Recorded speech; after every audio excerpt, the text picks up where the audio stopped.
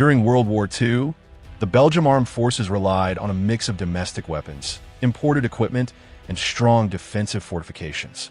Despite being rapidly invaded in 1940 by Nazi Germany, Belgian soldiers, pilots, and resistance fighters continued to struggle both at home and alongside the Allies throughout the war. So let's begin. Ground Forces, Belgian Army. The FN Model 1930 rifle. The standard bolt-action rifle used by the Belgian Army before and during World War II. It was chambered in the 7.65 by 53 mm Mauser cartridge. The rifle was known for its reliability, accuracy, and durable construction. Belgian infantry relied heavily on it during the German invasion of 1940. Even after the occupation, many rifles were used by resistance fighters. The FN Model 1889 rifle, an earlier service rifle that remained in reserve use when the war began. It had originally been adopted in the late 19th century, but was still issued to second-line units. Many reserve formations and fortress troops carried this rifle. Despite its age, it remained functional and dependable in combat situations. The Browning high-power pistol, a semi-automatic pistol designed by John Moses Browning and produced by Fabrique Nationale. It fired the 9 by 19 mm Parabellum cartridge and featured a high-capacity magazine. The weapon offered excellent reliability and ergonomics for military use. It later became one of the most widely used pistols in the world. The FN Model 1930 light machine gun, a Belgian light machine gun based on the Browning automatic rifle system.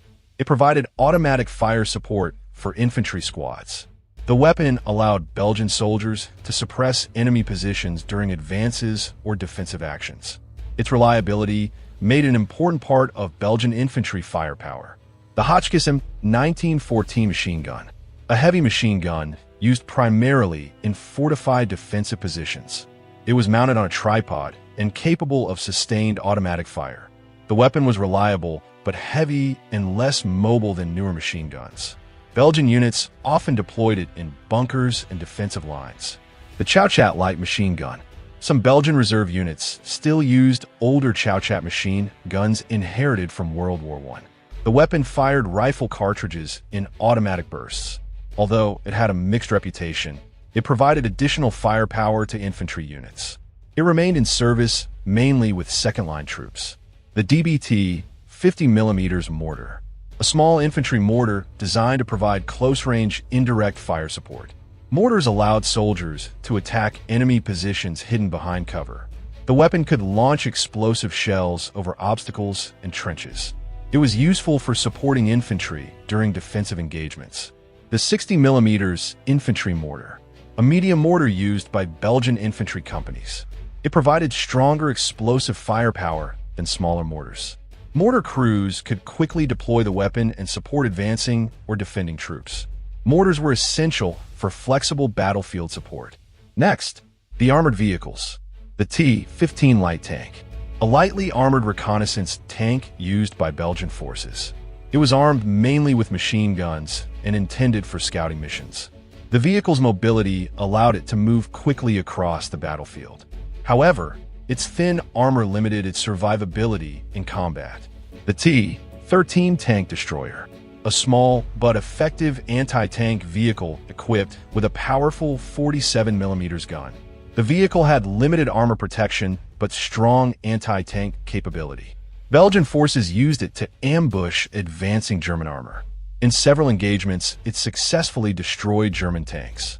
The Renault ACG-1 AMC-35, a medium tank purchased from France and used in limited numbers by Belgium. It carried a turret-mounted 47 mm cannon and machine guns. The vehicle had better armor and firepower than earlier Belgian tanks.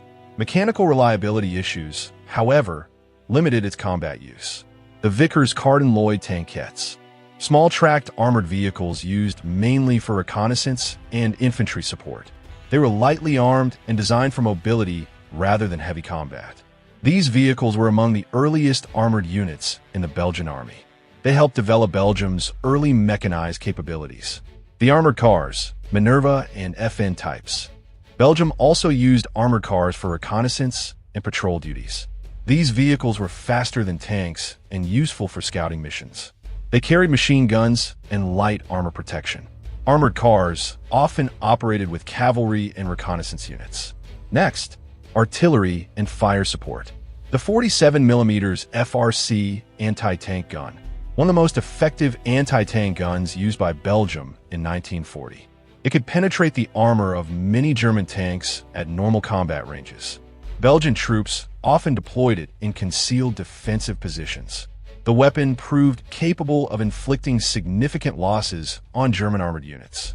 The 75mm field gun cannoned to 75mm, a standard field artillery piece used to support Belgian infantry units. It fired high explosive shells against enemy troops and positions. The weapon had good mobility and could be quickly redeployed on the battlefield. It formed the backbone of Belgian field artillery. The 105mm field howitzer, a medium artillery weapon used for longer-range bombardment. It fired heavy explosive shells capable of destroying fortifications. The howitzer allowed Belgian forces to support defensive operations from greater distances. It provided powerful fire support to infantry units. The 120mm heavy mortar, a heavy mortar capable of delivering powerful indirect fire. It was used against fortified enemy positions and troop concentrations. Mortars of this size could cause significant destruction with explosive shells.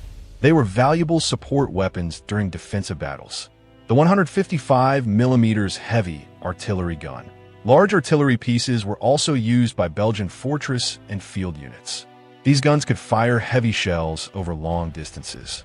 They were especially useful for attacking enemy fortifications and supply lines. Heavy artillery played a key role in defensive warfare. Next, anti-aircraft defense. The 40mm Bofors anti-aircraft gun, a highly effective anti-aircraft gun used by Belgium and many allied nations. It fired rapid bursts capable of hitting fast-moving aircraft. The weapon was deployed to defend key military installations and cities. It became one of the most successful AA guns of the war. The 20mm Oerlikon anti-aircraft gun, a light anti-aircraft weapon used to defend troops from low-flying aircraft.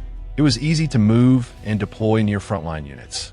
The gun also proved effective against lightly armored ground targets. Its versatility made it widely used by Allied forces. Next, Belgian Air Force. The Fairey Fox, a reconnaissance and light bomber aircraft widely used by Belgium before the war. It served in multiple roles, including training and observation. Although outdated by 1940, it remained in service due to lack of modern replacements. Many were destroyed during the German invasion. The Gloucester Gladiator, a British-built biplane fighter used by Belgian squadrons. It was maneuverable, but already outdated compared to modern monoplanes. The aircraft fought against German fighters during the invasion. Despite limitations, pilots used it bravely in defensive battles. The Hawker Hurricane, a modern monoplane fighter supplied by Britain shortly before the German invasion. It was faster and more heavily armed than earlier aircraft used by Belgium. Hurricanes helped defend Belgian airspace in the early days of the campaign. However, only a small number were available. The Renard R-31, a Belgian-designed reconnaissance aircraft used for observation and artillery spotting. It played a key role in gathering battlefield intelligence. The aircraft had limited speed and defensive armament. Many were destroyed during the first days of the invasion. The Avro-Anson patrol aircraft. Some aircraft were used for reconnaissance and coastal patrol duties. They monitored enemy movements and naval activity. Patrol aircraft helped coordinate defense along the coast. Their reconnaissance role was important for early warning. Next, Belgian naval forces. The A-class minesweepers, small naval vessels designed to clear sea mines from shipping lanes. Minesweeping operations were essential for keeping ports open. These vessels helped protect Belgian maritime trade routes. They operated mainly along coastal waters. The motor patrol boats, fast patrol vessels used for coastal defense and reconnaissance. Their speed allowed them to intercept suspicious ships. Patrol boats monitored territorial waters and harbors. They were lightly armed but highly maneuverable. The naval coastal defense batteries. Belgium also deployed coastal artillery to defend important ports. These guns were positioned along the coastline. Their purpose was to prevent enemy naval landings. Coastal batteries formed an important defensive barrier. Next, resistance and Allied service. The Belgian resistance fighters. Underground fighters who opposed German occupation throughout the war. They carried out sabotage, intelligence gathering, and attacks on German forces. Resistance networks supported Allied operations by providing critical information. Their efforts weakened German control over occupied Belgium. The Free Belgian Forces. Belgian soldiers who escaped to Britain after the occupation continued fighting alongside the Allies. These troops were reorganized and trained under Allied command. They participated in operations across Europe and Africa. Their presence helped maintain Belgium's military contribution to the war. The Belgian Brigade Pyron, a famous Belgian motorized infantry unit formed in Britain. It fought alongside Allied forces during the liberation of Western Europe. The brigade participated in the liberation of Belgium in 1944. It became a symbol of Belgian resistance and national recovery. Next, defensive systems. The Fort Eben-Emael, one of the strongest fortresses in Europe before the war. It was designed to protect Belgium's eastern frontier. The fort contained heavy artillery and underground defenses. German airborne troops captured it during a famous assault in 1940. The Albert Canal defensive line, a major defensive barrier constructed to slow a German invasion. It included fortified bridges, bunkers, and defensive positions.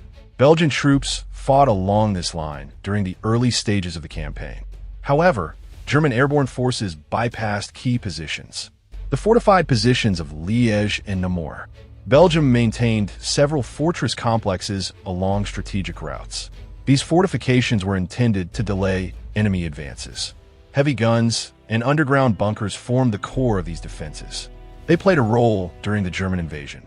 Next, support and engineering units. The Belgian Engineer Corps, military engineers responsible for building bridges, fortifications, and defensive obstacles. They also conducted demolitions to slow advancing enemy forces. Engineers played a key role in battlefield mobility and defense. The signal units, communication troops responsible for maintaining radio and telephone networks. Effective communication was essential for coordinating military operations. Signal units ensured commanders could communicate with frontline forces. The logistics and supply units. These units transported ammunition, fuel, and equipment to the front lines. Supply chains were vital for maintaining combat readiness. Logistics units supported troops throughout the campaign. Although Belgium was occupied early in the conflict, its military forces, resistance movements, and units fighting with the Allies played an important role in the eventual liberation of Europe. The weapons and equipment used by Belgian forces remain an important part of the military history of World War II.